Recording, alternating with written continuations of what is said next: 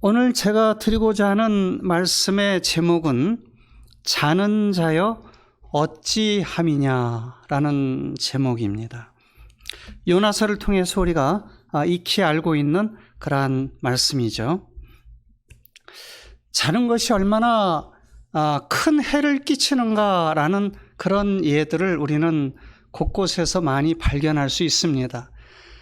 깨어 있어야 할 때 졸거나 깊이 잠들어 있는 멍청한 사람들이 있습니다. 제가 군에서 이제 중대가 전부 사격 훈련을 갔습니다. 그래서 이제 이 아래쪽에 쭉 서가지고 총을 쏘고 저 위쪽에 고지에 표적판들이 이렇게 있습니다. 10명씩 나와가지고 이 사격을 하는 그런 훈련이었어요. 그런데 중대장님이 어떤 군인에게 내가 올라가서 총을 쏜 다음에 그것이 몇 발을 맞았는지 거기서 깃대를 흔들어서 보고해라. 한 10발 정도를 쏘는데 거의 다 맞추기 때문에 2번 들면 2개를 못 맞췄다는 그런 뜻입니다. 그리고 이제 종이를 갖다가 다시 새로운 종이로 척척 붙이고 이제 내려오면 되는 것입니다. 그리고 이제 깃대를 흔들면 그 다음 이 군인들이 올라가서 총을 쏘는 것이죠. 그러니 이 사람이 얼마나 중요합니까? 총알이 날아다니고 이 사람이 보여주는 신호에 따라서 모두가 총을 쏘기도 하고 그렇게 하는데 이 멍청한 사람이 나타나질 않는 거예요. 총이 끝났다. 사격이 끝났다. 그리고 호루라기를 아무리 불어도 나타나질 않는 거예요. 어떻게 됐을까요? 잠이 든 거예요. 그 총이 막, 이 총소리가요, 한 10명이 10발을 쏘면 100여 발이 막 쏘아지는데 굉장히 요란한데 그 중에서도 태연하게 잠이 든 그 군인 때문에 중대장이 화가 잔뜩 났습니다.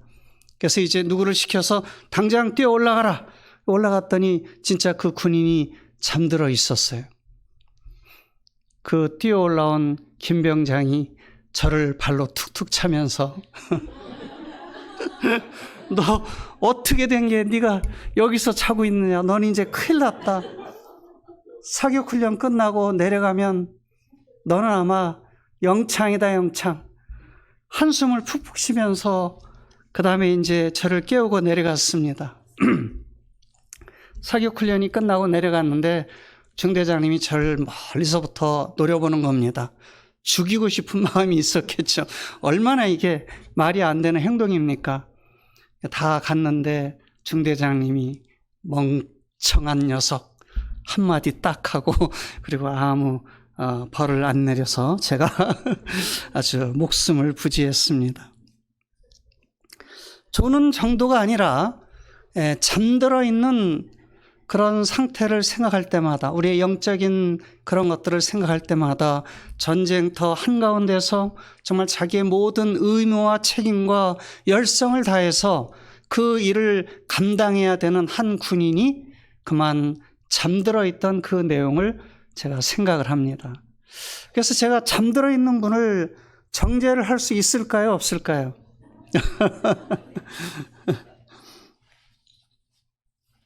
제일 한심하고 제일 멍청한 일을 했던 경험을 통해서 잠이 드는 것은 정말 우리가 극도로 조심하지 않으면 누구에게나 올 수 있는 그런 일이다라는 것을 생각하게 됩니다.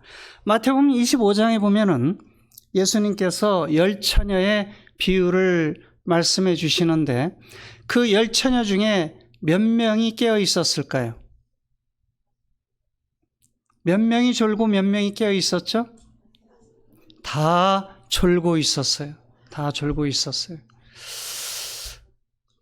이 요나서를 보면은 요나서에 쓰여져 있는 모든 용어 하나하나, 그 다음에 사건을 정리하고 그것을 이렇게 기록한 내용들을 보면은 아주 절제되어 있습니다. 쓸데없는 표현들이 하나도 없어요. 심지어 어느 정도냐면은 요나서가 어떻게 끝났는지를 우리는 잘 모릅니다.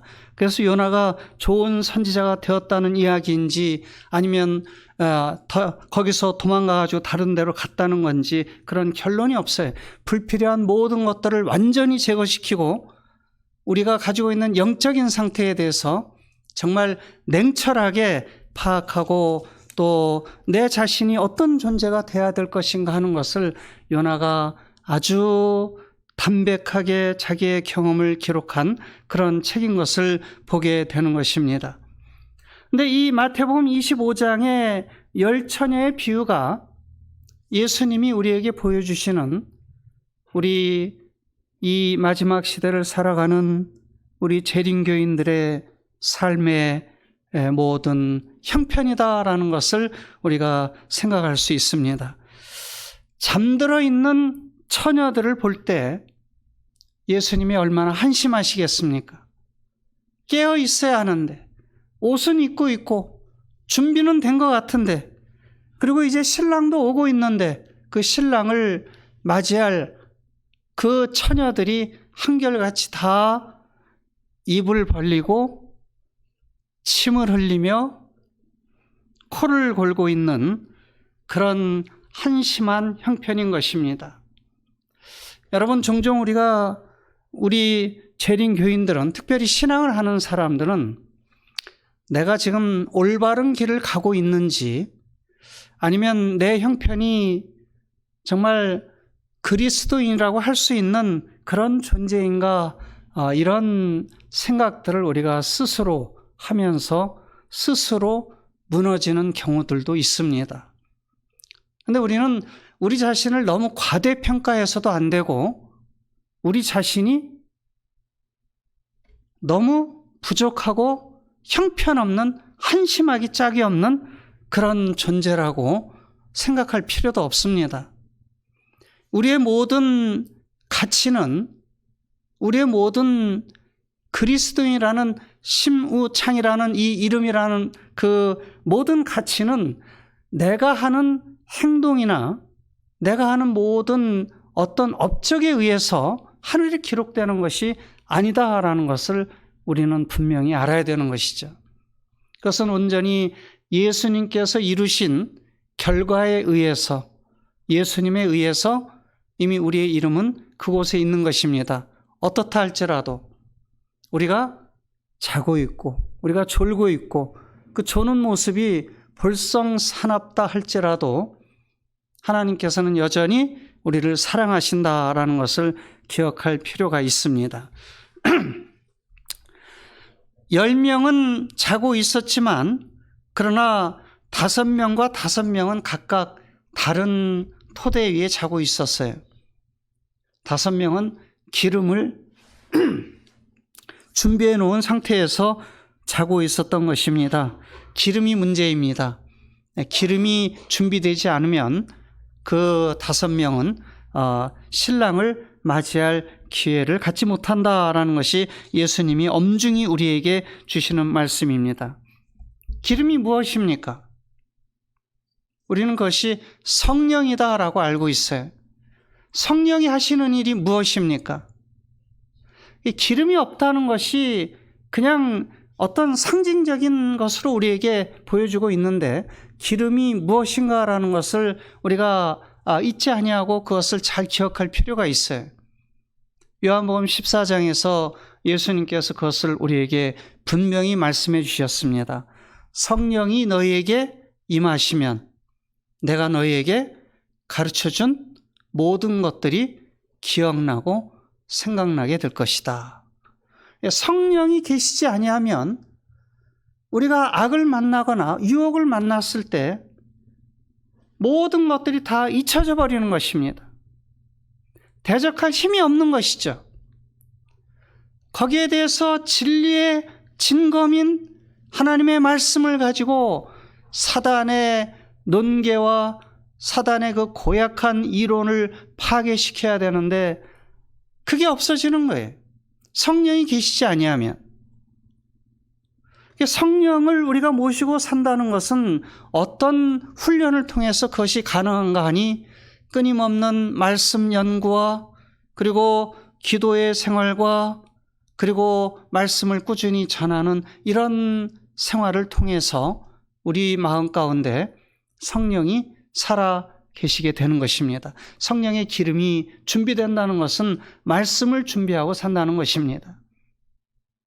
근데 말씀을 깊이 연구하고 말씀을 외우고 그 말씀을 이해하기 위해서 애를 쓰는 것도 참 중요합니다. 근데 그것을 하다 보면은 그 말씀이 더 의미가 있고 깊이 있게 느껴지는 이런 것들을 느끼게 되죠. 요나는 하나님의 말씀을 이제 거절하고 떠납니다. 근데 하나님께서 주신 말씀이 뭐냐면 1장 2절에 보면 거기 동사만 좀 잘 살펴보시기 바랍니다. 요나서 1장 2절 한번 보세요. 너는 뭐 하라고 그랬어요? 일어나라고 그랬어요. 우리는 날마다 일어납니다. 그건 어려운 일이 아니에요. 그 다음에 저 큰 성읍 니느웨로 어떻게 하라고 그랬어요? 가라고 하셨어요. 근데 이거는 좀 어려운 일입니다. 가는 것은 그렇게 쉬운 일이 아니에요. 우리 마음이 내켜야 되고 또 가는 수단이 적절해야 되고 가는 길이 편하면 우리는 갈 수 있을 것입니다. 그런데 니느웨로 가지 않은 이 요나의 모습을 보면 요나가 가고 안 가고가 문제가 아니었어요. 왜냐하면 그는 다시스로 갈 생각을 했거든요. 다시스는 어디입니까? 다시스는 유럽의 제일 끝이에요. 스페인이라고 추정이 되는 곳입니다. 스페인을 지나면 그 다음에 뭐가 있습니까? 스페인을 지나면 뭐가 있어요? 대서양이 있어요. 대서양이 있는데 옛날 사람들은 플라톤이 그런 이야기를 했어요. 굉장히 이상적이고 아름답고 도저히 이 세상에서 다시는 찾아볼 수 없는 너무나 아름다운 대륙, 아틀란틱 대륙이 다시스 건너에 있다라고 그렇게 이야기를 했어요. 다시스는 사실은 모든 사람들의, 서양 사람들의 꿈과 같은 그런 곳입니다. 그러나 굉장히 멀어요. 그것이 지구의 끝이라고 생각할 만한 그러한 곳이었습니다. 그런데 요나는 가까운 니느웨로 안 가고 다시스까지 갈 생각을 했어요. 가는 것이 그에게 그렇게 어려운 문제가 아니었다라는 것을 우리가 알게 되는 것입니다. 그리고 그것을 향하여 외치라고 그랬습니다. 일어나 가서 외치라. 이거 못할 사람 있습니까, 여러분? 외치는 것이 무엇인가? 그게 이제 문제가 되긴 하겠죠. 그러나 하나님께서는 우리가 알지 못하는 것을 외치도록 요구하지 않으십니다. 하나님은 우리의 능력 밖에 있는 것을 하도록 요구하지 않으세요. 우리 능력 밖에 있는 것을 하는 것이 뭡니까? 인간이 할 수 없는 그런 일을 하는 사람들을 우리는 뭐라고 그러죠? 마술사라고 그래요. 마술사, 요술사. 하나님은 우리에게 요술을 요구하지 아니하시죠. 언제라도 우리가 할 수 있는 그런 테두리 안에서 우리가 할 수 있는 일을 하도록 그렇게 격려하시고 명령하시는 분이다라는 것을 기억하셔야 됩니다. 그래서 하나님이 요나에게 주신 명령은 어려운 것이 아니다. 할 수 있는 일이었다라는 것을 먼저 우리가 생각할 수가 있습니다. 그리고 그 하나님이 우리에게 명령을 주신다 그러면 여전히 그것은 우리가 할 수 있는 일이에요. 할 수 없는 일이 아닙니다.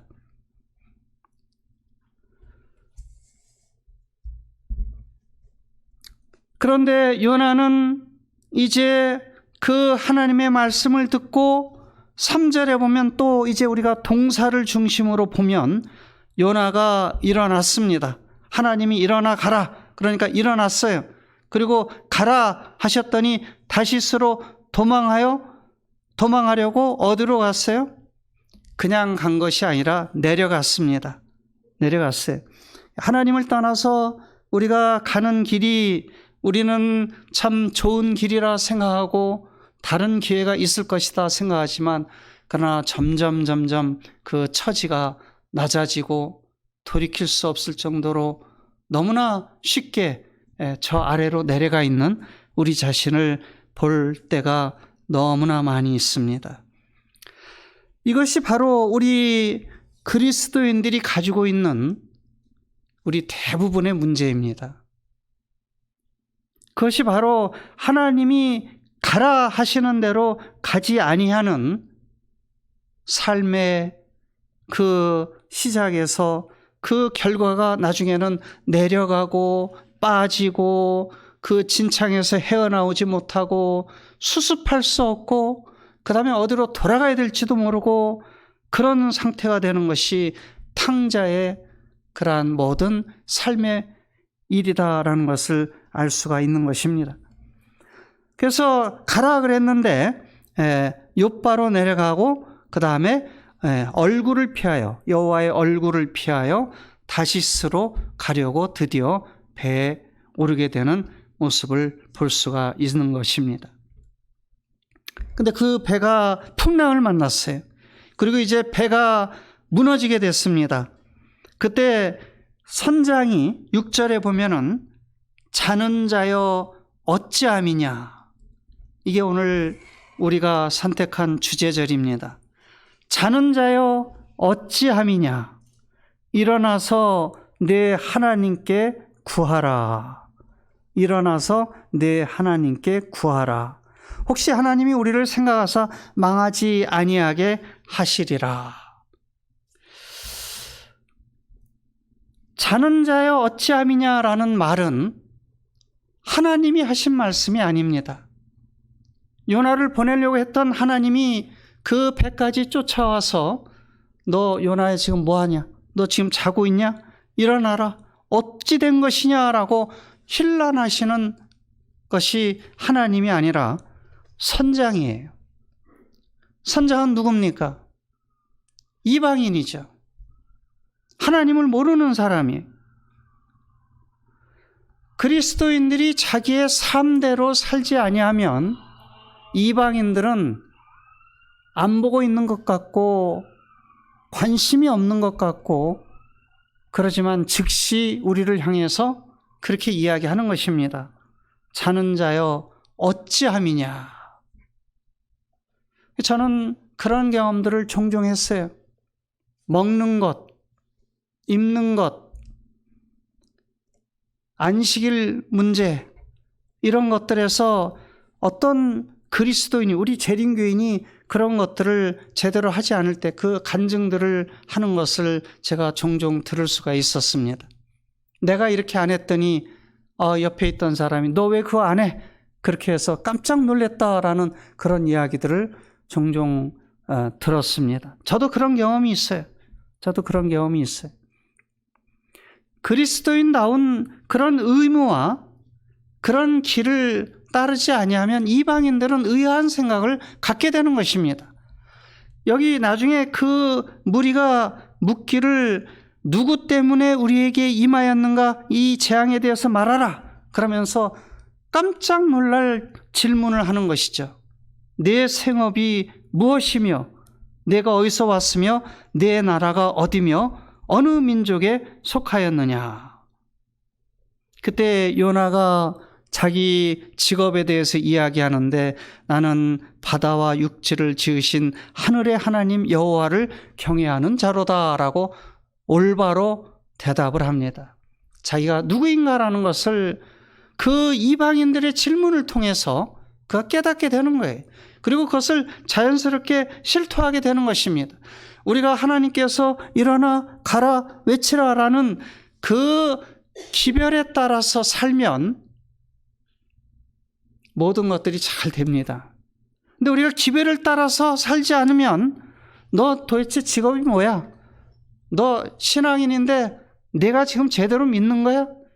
나는 하나님을 믿지 않지만 하나님을 믿는 사람들이 제대로 하기를 바란다라고 우리를 쳐다보는 많은 눈동자들이 있는데 그들의 힐난을 받으며 간신히 우리가 깨닫게 되는 것은 그래, 나는 바다와 육지를 지으신 하늘의 하나님 여호와를 경외하는 자인데 지금 엉뚱한 데로 가고 있구나라는 죄책감을 가질 뿐인 것입니다.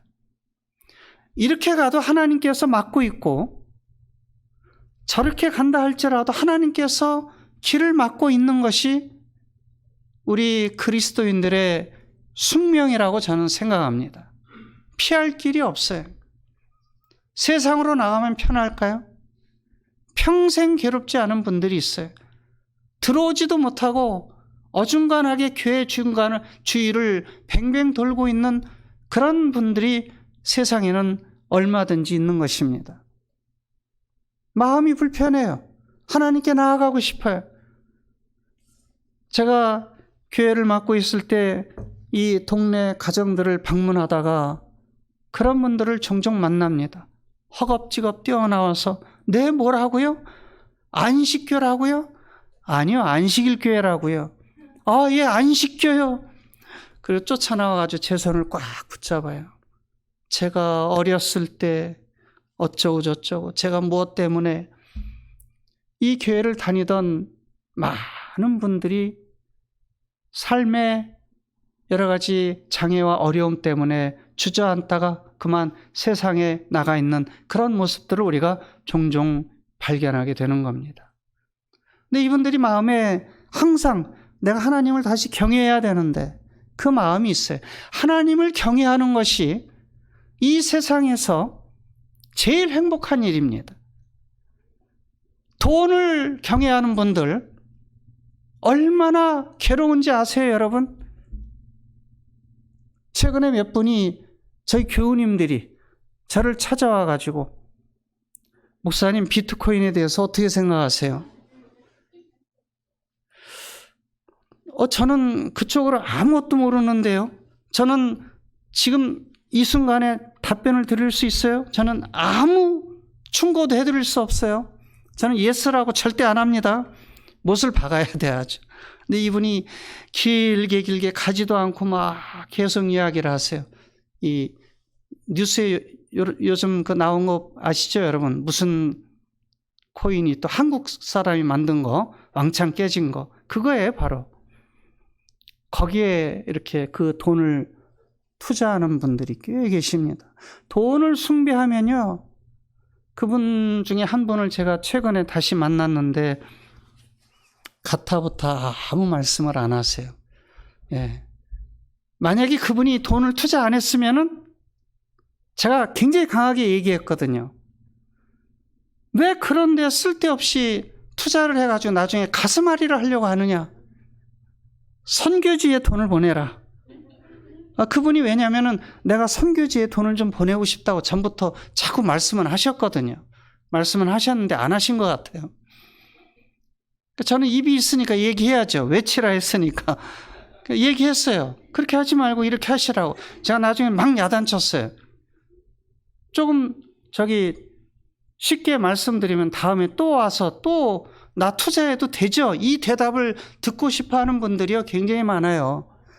돈을 숭배하는 분들의 특징이 그겁니다. 끌고 들어가려고 그래요. 근데 만약에 그분이 투자를 안 했으면은 저한테 와서 그분이 뭐라고 이야기했겠어요? 제가 목사님 말씀 듣고 그 투자 안 했더니 지금 난리네요, 난리. 고맙습니다. 이 한마디 정도 할 수 있을 거 아니에요. 근데 왜 저를 씩 보고 씩 웃고 얼굴을 싹 돌리고 싹 가버리십니까? 하나님을 경외하고 내가 유혹을 받을 때 하나님의 말씀이 생각나도록 기억하고 그 다음에 그 말씀을 따르겠습니다라고 기도하고 그 말씀대로 사는 사람들이 제일 행복한 거예요. 돈뿐만 아니라 이 세상의 모든 것들이 그런 것입니다. 우리가 아무리 연약하다 할지라도 그 길을 택하기로 결심만 하면 우리의 연약함을 오히려 창대하게 만드시는 분이 하나님이라는 것을 기억하시기 바랍니다. 제 어렸을 때부터 저보다 능력이 뛰어나고 머리가 좋고 건강하고 뭐든지 할 수 있을 것 같았던 그런 친구들, 주변 사람들, 물론 그 중에 성공도 하고 돈도 많이 벌고 그랬지만 이제 인생의 마지막으로 가는 그런 시점에서 바라볼 때 제가 생각할 때 부러운 사람이 하나도 없어요. 부러운 사람이 하나도 없어요. 제가 제일 행복한 것 같아요. 저는 진짜 한심했어요. 한심했어요. 건강도 너무 나쁘고 가정생활도 너무 어렵고, 제가 볼 때 저는 세상에서 제일 한심한 그런 사람이다. 근데 제가 하나님을 만났을 때 제가 주저하지 아니하고 하나님만 따르기로 그렇게 결심하고 그렇게 살아왔어요. 친구들이 또 사람들이, 친척들이 저를 보면 지금 얼마나 부러워하는지 몰라요. 저는 당당합니다. 당당해요. 아파도 당당하고 이래도 당당하고 저래도 당당하고, 하나님이 계시니까, 하나님이 우리의 삶의 소망이 되신다는 것을 우리는 생애를 통해서 경험을 하게 되는 것입니다. 그리고 말씀대로 가라 해서 가면 되는 거예요. 외치라라는 마음이, 이 음성이 내 마음속에서 들려올 때 그를 붙들고 예수님을 증거하고, 그런 것들이 우리를 행복하게 만드는 것입니다. 다 좌절하고 다 마찬가지, 이 세상 사람들 모두가, 여러분 앉아서 가만히 생각하면 우리 형편은 바다 가운데 침몰할 만큼 너무나 위태로운 요나의 배, 그중에 가장 밑층, 비린내 진동하고 제대로 청소도 못하고 물도 새어들고 습습하기 짝이 없는 그런 밑바닥에 앉아있는 게 우리 자신이에요. 누구도 그것을 피할 길이 없습니다. 요나뿐만이 아니라 모든 사람들이 자기가 택해서 자기가 탄 모든 그 배 밑창에서 경험하는 것이, 인생은 너무나 쓰리고 인생은 너무나 고약하고 인간들이 내는 그 모든 냄새는 지독하기 짝이 없고 어디에도 우리는 평화를 누릴 수 있는 그런 곳이 없습니다. 그걸 정말 우리가 명심해야 돼요. 명심해야 돼요. 인간의 문명으로 인해서 인간은 굉장히 잘 살 것 같았는데 어떻게 됐어요? 그 문명 때문에 지금 이 지구가 완전히 무너지고 있죠. 앞으로 50년 안에 잠길 도시들이 어떤가라는 것을 여러분 댁에 가셔서 인터넷으로 찾아보세요. 50년 후에 물에 잠기는 지역, 이런 식으로 치면 다 나오는데 LA는 완전히 바다 한가운데가 됩니다.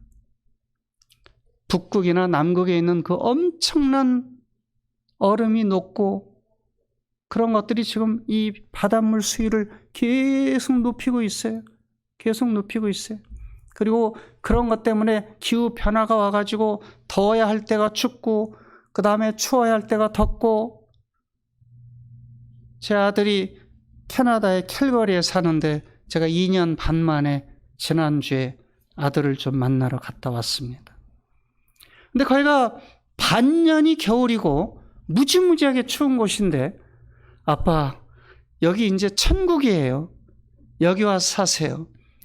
제가 눈을 들어서 이렇게 보니까, 물론 여름에는 거의 밴프 바로 아래니까 밴프 가보신 분들은 기억나시겠죠. 그 아름다운 모습들, 끝없는 나무와 끝없는 그 파란 잔디들, 그 다음에 낮은 구름들과 호수와 강이 어우러진 너무나 멋있는 곳인데, 아들이 하는 얘기가 겨울도 굉장히 짧아지고요, 추운 것도요, 추운 날도 옛날에는 영하 40도가 보통이었거든요. 근데 요즘은 영하 20도를 잘 넘지 않는데요. 어떻게 되는 거예요? 살기 좋은 곳이 돼가는 것 같지만 그것이 다른 지역에서는 비가 안 오고 아마존에서는 끊임없이 비가 와가지고 온 세상이 지금 6개월째 물바다고, 중국도 비가 와가지고 지금 난리고 다 난리. 여기만 비가 안 와요. LA는 물이 없어서 마침내 사라지는 도시가 될 것이다. 그리고 이제 바닷물이 들어와서 그나마 있던 것도 사라지게 될 것이다. 그게 바로 우리의 현실이에요. 흔들어대는 겁니다. 흔들어대요.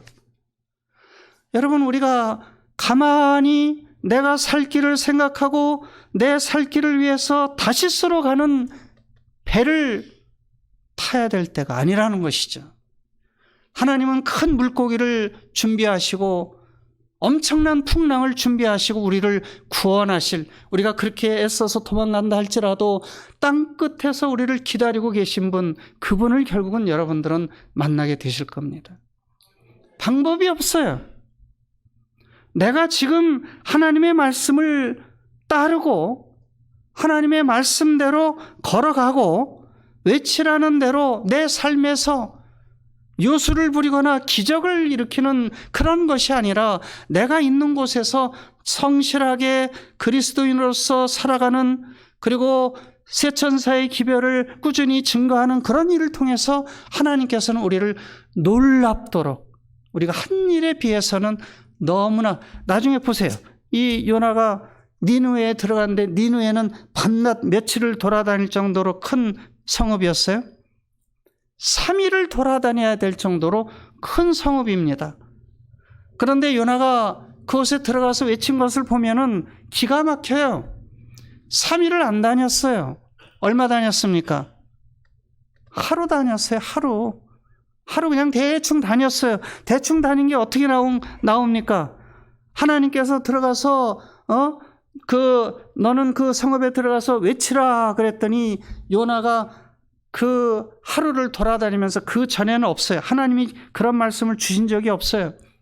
근데 요나가 스스로 자기 나름대로 기별을 만들어서 대충 외치기를 40일이 지나면 니느웨가 무너지리라. 그 기별 떠들고 돌아다닌 거예요. 하나님의 사랑과 하나님이 구원하신다는 것과 하나님이 우리에게 복을 주신다는 그런 것들을 하나도 내포하지 않았어요. 그가 가지고 있는 니느웨 백성에 대한 증오심과 그들을 깔보고 그들이 멸망받기를 바라는 그 마음 그대로, 그의 마음 가운데서 우러러 나오는 기별이 니느웨가 무너지리라 라는 기별이었는데, 니느웨 사람들이 그걸 받아들였어요. 그리고 사라져버렸어요. 이 요나는 3장 5절부터는 요나가 나타나지 아니하고 니느웨 사람들이 스스로 회개하고 스스로 하나님을 믿고 스스로 금식을 선포하고 높은 자나 낮은 자를 막론하고 굵은 베옷을 입고 회개에 임하는 모습을 보게 되는 것입니다. 우리가 하는 일은 아무것도 아니에요. 하나님께서 우리에게 기적을 요구하지 않습니다. 절대로. 근데 우리가 하나님의 말씀을 따르고 무슨 기별이든지 전하면 우리가 생각했던, 우리가 상상할 수 없었던 놀라운 일들이 이 교회 안에 일어나게 될 것입니다. 침몰하는 배라고, 침몰하는 세상이라고, 침몰하는 가정이라고 우리 스스로 자멸하지 않는다면 하나님께서 우리를 통해서 크게 영광 받으시고 너무나 멋진 요나라는 선지자로 우리를 일으켜 세우실 것을 믿고 확신하시는 우리 모든 성도님들 되시기를 간절히 바랍니다.